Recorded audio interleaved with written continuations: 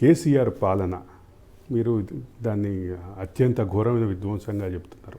కానీ 9.5 ఏళ్ల పాలన తర్వాత ఈరోజు అధికార మార్పిడి జరిగింది. ఈ అధికార మార్పిడి జరిగే క్రమంలో కొంత సంఘర్షణ జరిగింది, కొన్ని మార్పులు ఉన్నాయి. అంటే అప్రతిహాతంగా గెలుస్తున్నటువంటి కేసీఆర్ 2023లో ఓడిపోయారు. దీనికి సంబంధించి మేము ఒక 100 కారణాలను వెతికే క్రమంలో ఉన్నాం. దీన్ని మీరు ఎట్లా చూస్తారు? వాస్తవంగా చెప్పాలంటే ఇప్పుడు రాజు న్యూస్ ఈ ఒక ఓటమి 100 తప్పులు 100 కారణాలు అనేది ఏదైతే చేస్తున్నదో, వాస్తవంగా చెప్పాలంటే రాజు న్యూస్ ఇంత గొప్ప ఆలోచన చేయడం కంటే ముందు ఆ పార్టీ చేయాల్సి ఉండే.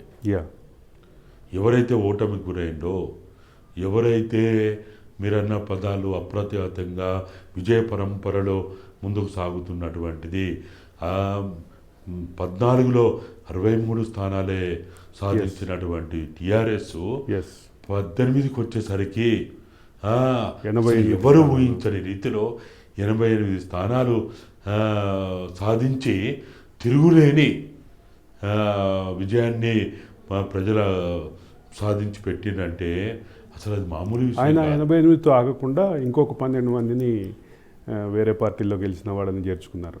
అయితే ఇవన్నీ కూడా ఏంటంటే బాపు చూసి బలుపు అనుకున్నాడు ఆయన. ఎప్పుడు కూడా బాపు చూసి బలుపు అనుకుంటే అది వినాశనానికి దారితీస్తుంది.